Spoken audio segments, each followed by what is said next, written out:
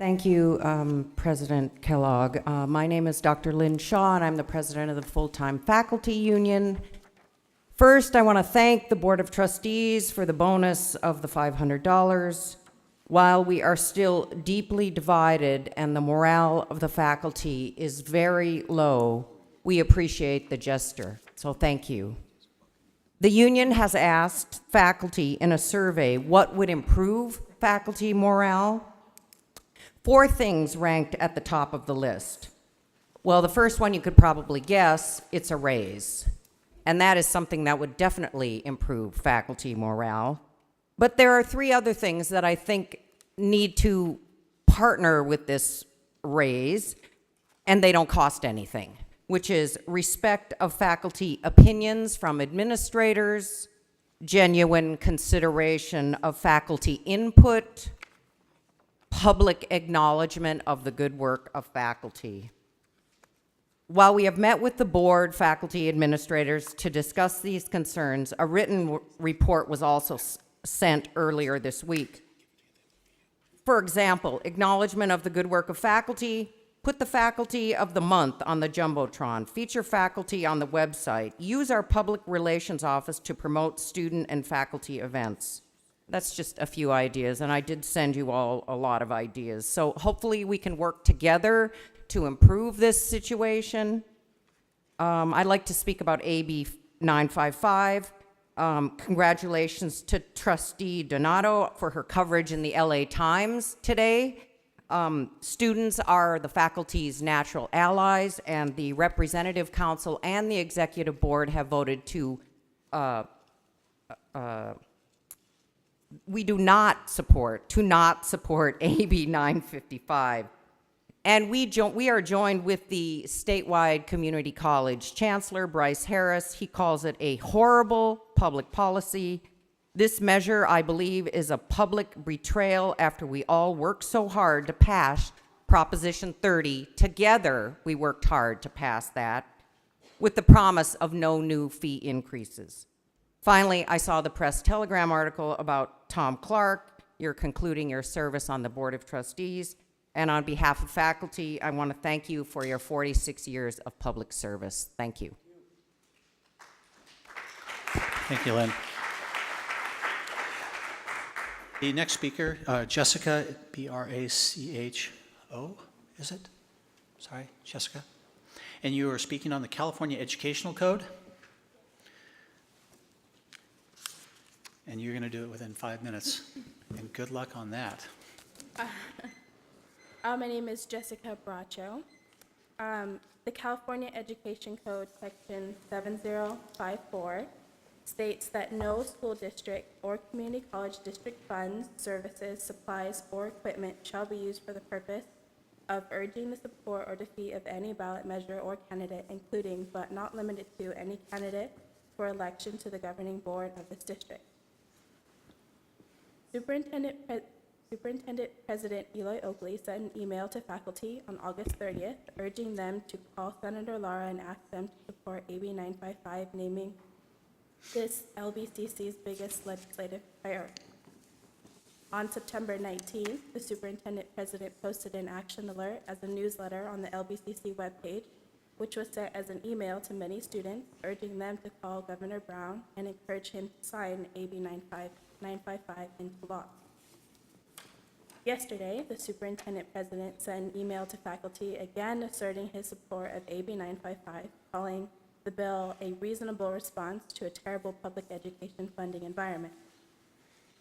While AB 955 will never appear on any ballot, I believe these communications encourage students and faculty to cast a vote with their voices by calling Senator Lara and Governor Brown.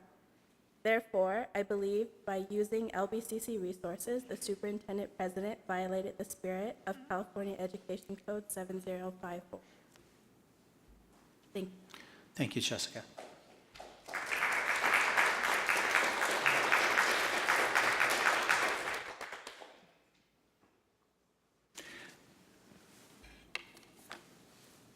The last item is AB 955. We have 7 speakers. And they are, whichever order, when people come up here, but I do have, apologize, I'm going to do first name, Stephanie, Steve, Sarah, Carlos, Marshall, Dwayne, and Amisadai. Close? Ms. Roman, okay. If you could please stand over here in order as you come up to the podium. If you could please state your name, and if you're from another college, please do so as well. What I'm going to do is 4 minutes. What you'll see me, and please don't take this personally, I will probably be interrupting you at one point and just saying, you have 30 more seconds, and I'll say that just very quickly, and then if you can bring your comments to a close, we would appreciate it. So I will be the one to just say 30 minutes, and then if it goes beyond that, I'll just say if you can please wrap up. So for that reason, and also, so people, it wasn't repeated, AB 955 is now on the governor's desk. That's where it is. There's no items for us to deal with. And so please, your name. President Kellogg, can you just wave at me because I get sidetracked? But if you shout at me, I'm sorry? can you just wave at me when my time's over? Because then I'll get I can do sidetracked. that too. Perfect. Okay, so hi guys, my name's Stephanie Deschamps. I should start off by saying good evening to President Oakley and the committee. I'm going to read off my cell phone, so please excuse my eye contact. I am here today to speak on behalf of a majority of Long Beach City College students, President Oakley and committee. Have you ever spoken to your students and veterans regarding Assembly Bill 955? Well, we have. I just wanted to report to you what your students and especially veterans were saying about Assembly Bill 955. All the students we spoke to were upset, outraged, and worried about their future. The most common comments were, "That's more expensive than a university." I'm sorry. "What's the purpose of attending a community college? Maybe I should attend a private institution. Am I going to have to stay here longer? Does this mean that they're going to increase the spring and fall tuition fees as well?" Most of your students thought this bill was unfair. And I also spoke to the veterans, and most of the veterans are furious because they're being used as scapegoats. I actually went over there I'm going to disregard this because it's annoying. I actually went to go talk to the veterans myself just to see how this would really affect them, because I wanted to take your guys' opinion into consideration as well. And when I went to go talk to them, everyone was really upset at the fact that you guys are using them as a scapegoat, because everyone there said that, well, yeah, I know. They said that their GI Bill wasn't going to get affected. I spoke to personnel there that works or advocates for the veterans, and they said that they have a lot of monies that they get, like the VRAP bill, the Montgomery bill, and much other bills that will help them access to their class. And not only that, but when I spoke to the veterans, they told me that they didn't have any problem accessing, how you guys like to call it, their classes. So I don't really feel that this bill is necessary. And President Oakley, you said you wanted to work with the students. We're here to let you know that we want to work with you as well. And the committee. We want to find a solution, and we should work together, not just take one side. Because this is your students, and without students, you wouldn't have a community college. You wouldn't have a college. So that's all I have to say, and thank you. Thank you, Stephanie.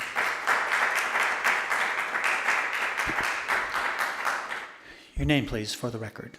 Hi, my name is Steve Gerbe. I'm a veteran, also a student here at LBCC. I just want to express my opposition to this bill.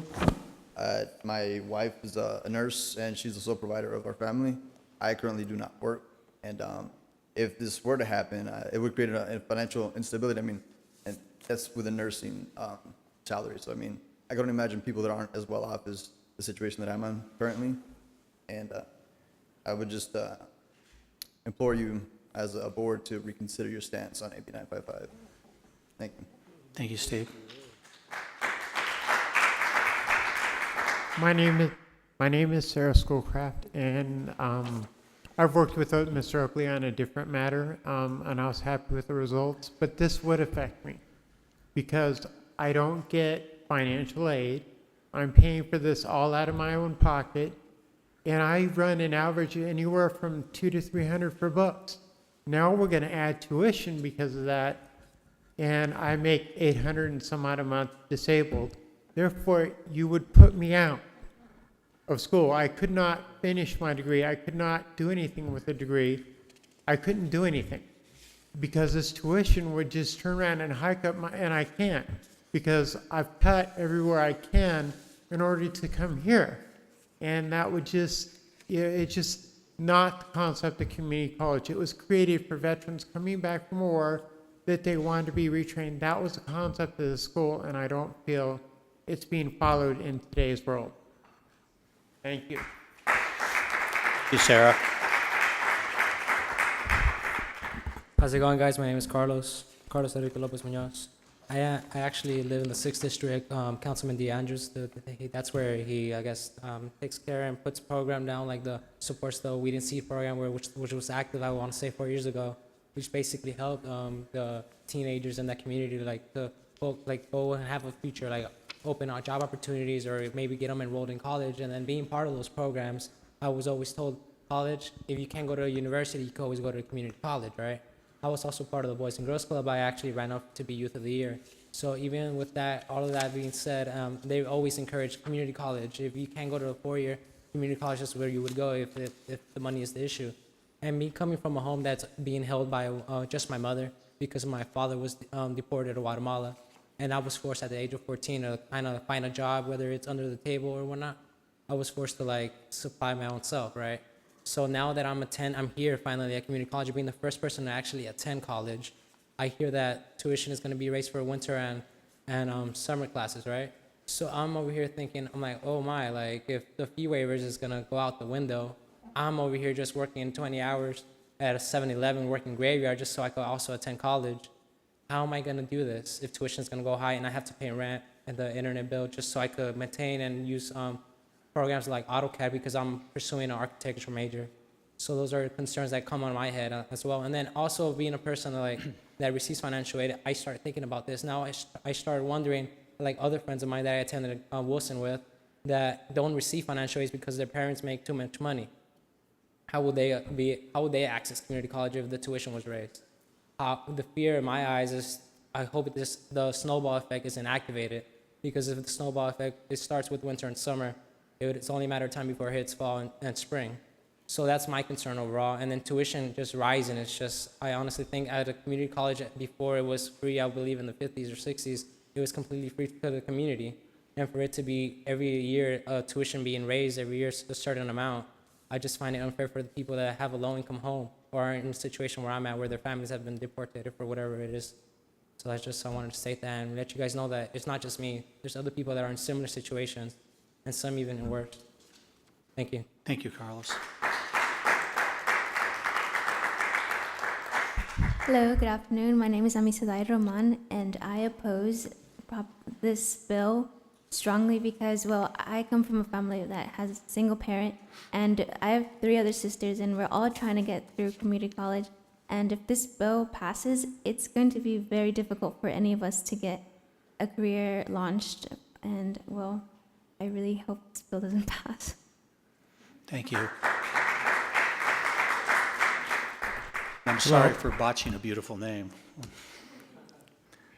Good afternoon, members of the board. My name is Marshall Blasowski, and I'm a community member. I live in the 1st District. And I also wanted to quote LA Times today.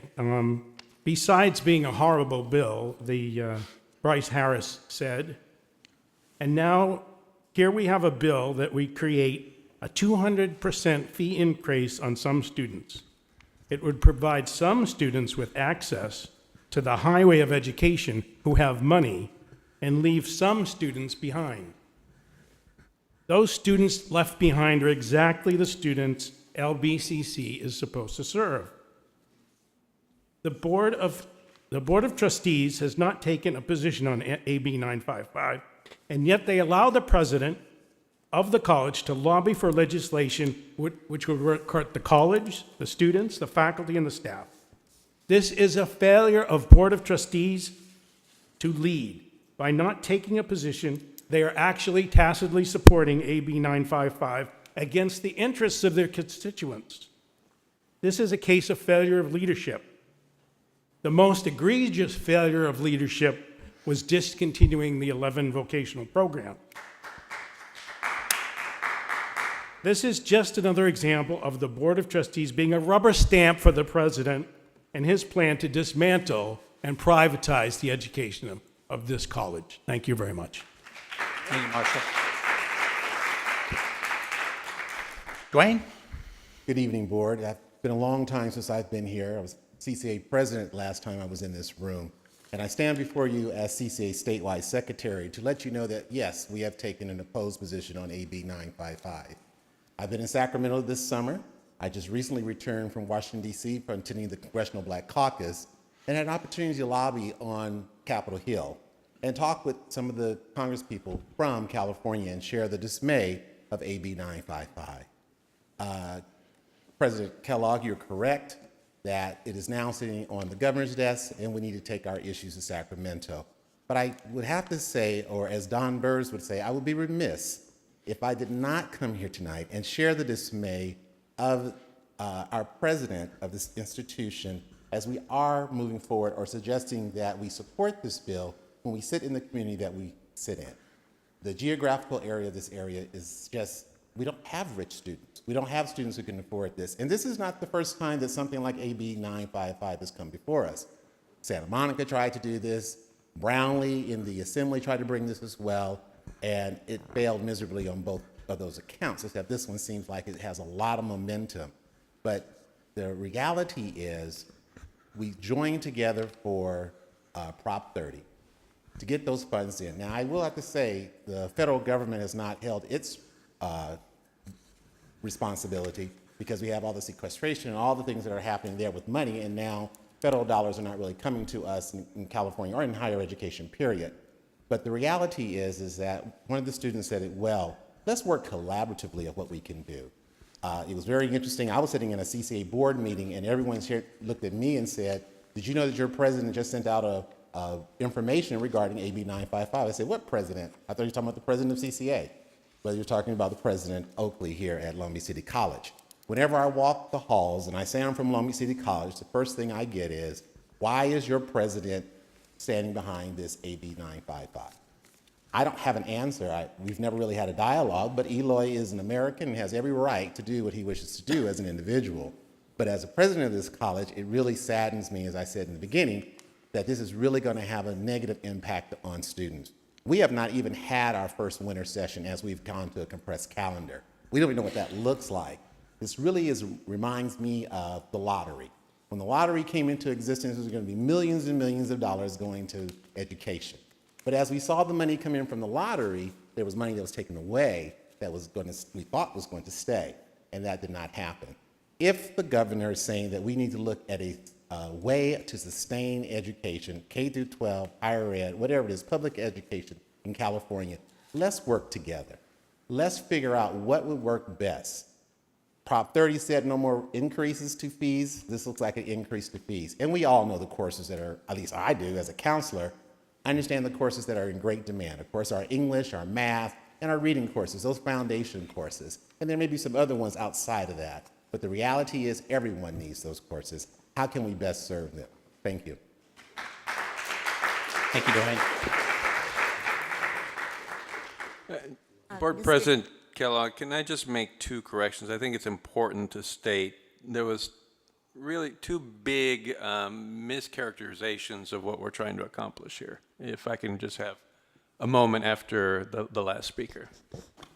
Well, I'm speaking on a different topic. Do you want me to wait? And you are? I'm Arla Spurkett from the Long Beach Camerata Singers. So Did you fill out one of these? No, I didn't. I And- talked to And the subject matter is? Mr. Clark about coming today. And what's the subject matter? It's music. The Long Beach Camerata Singers. All right.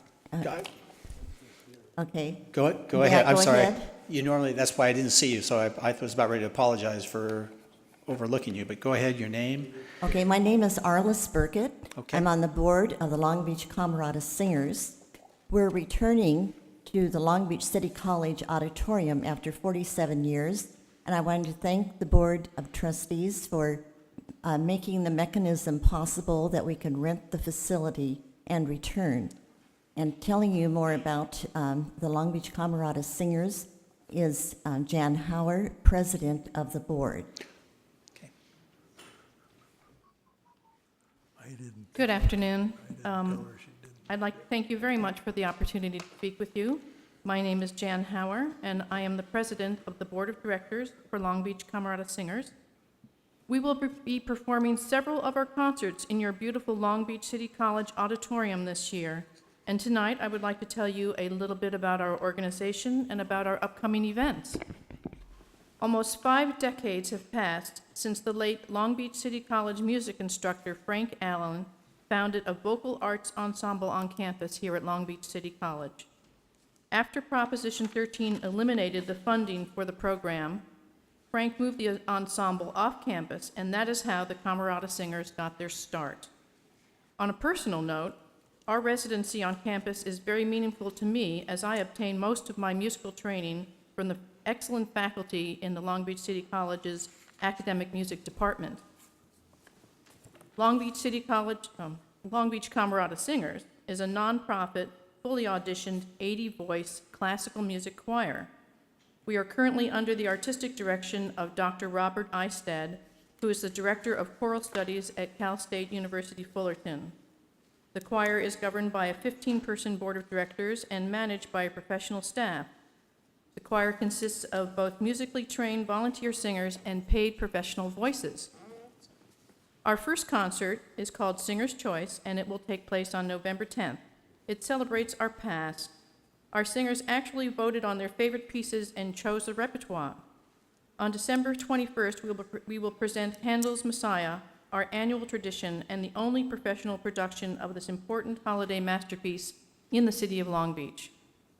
In March, we present the Long Beach Bach Festival, and this year marks the 40th anniversary.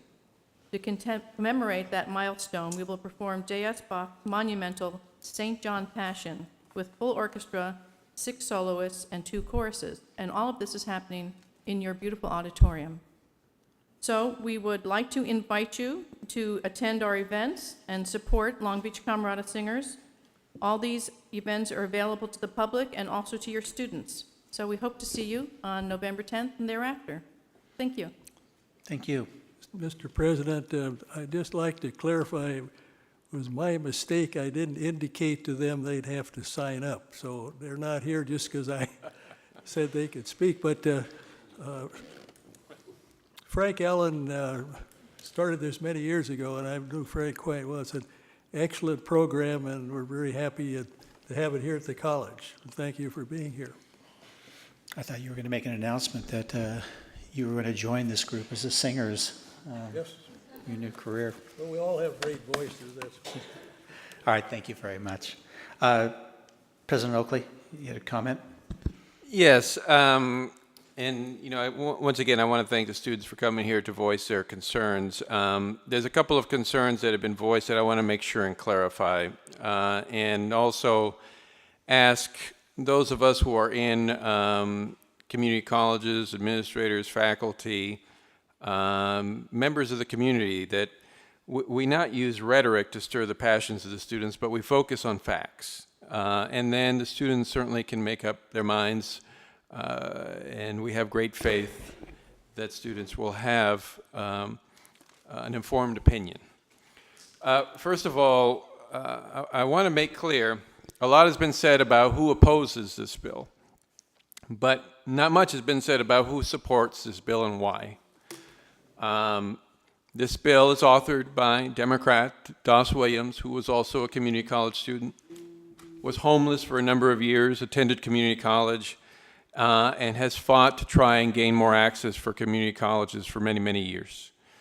The bill is supported by the Mexican American Legal Defense and Education Fund, an organization that we all know very well, has fought very hard for the rights of disadvantaged individuals for its entire history, and in this case is fighting hard to open up more access to students of color because they are aware and they are concerned that the state government has not funded access to the degree necessary to ensure that all students, particularly those who are least represented in higher education, have access to quality courses in public education institutions, not for-profits, but public education institutions.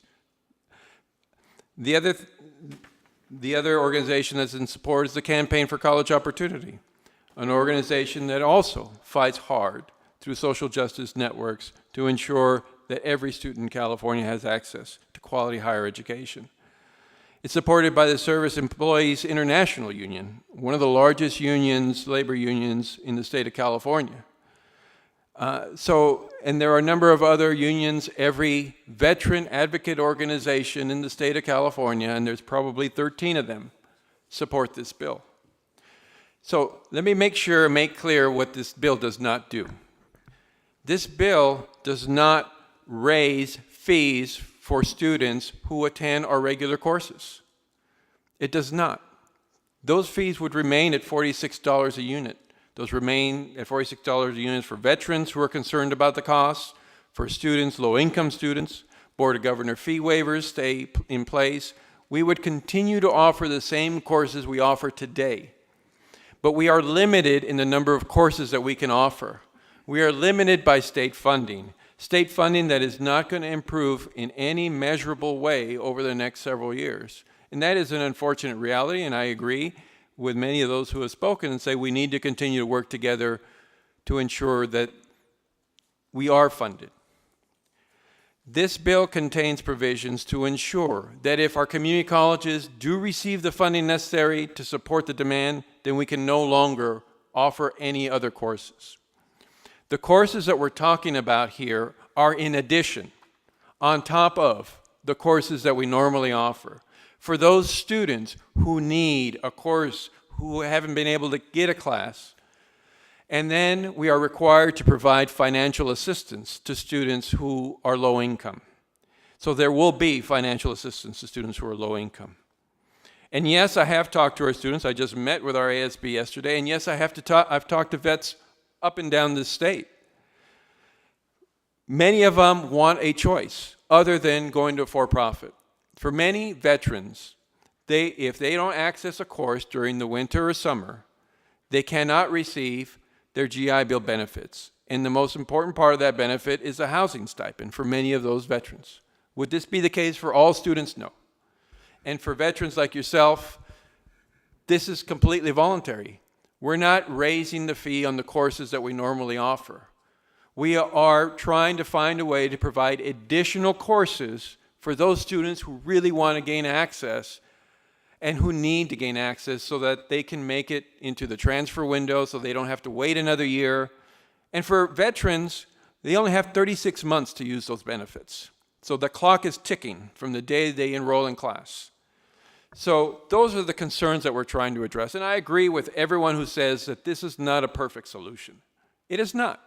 The perfect solution is for our legislature to develop a budget that fully funds our colleges and for our governor to sign it. That is the ultimate solution.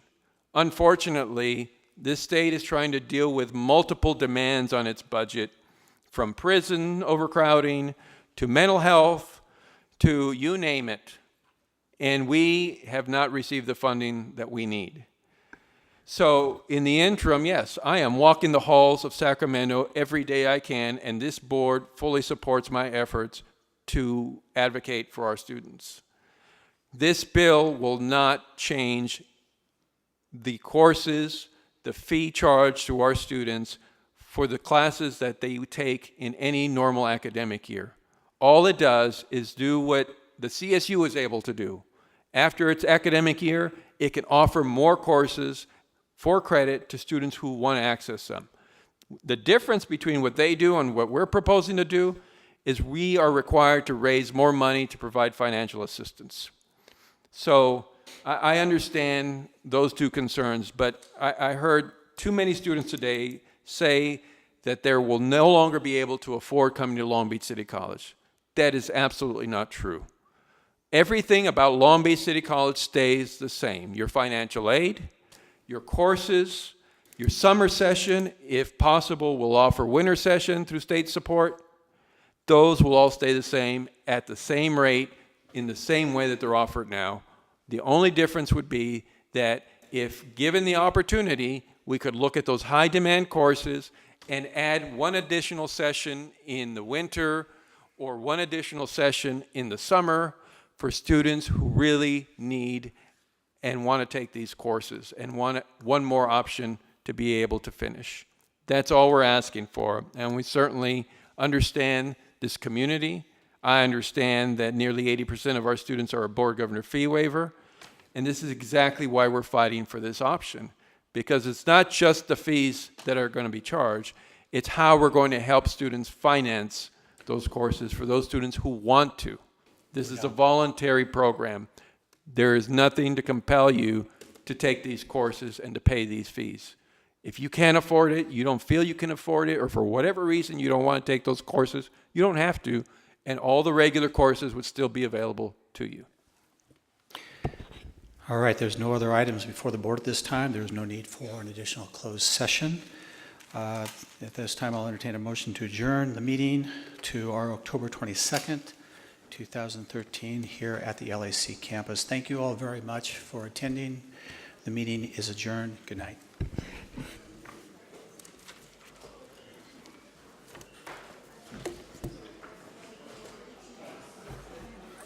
Hey, Doug.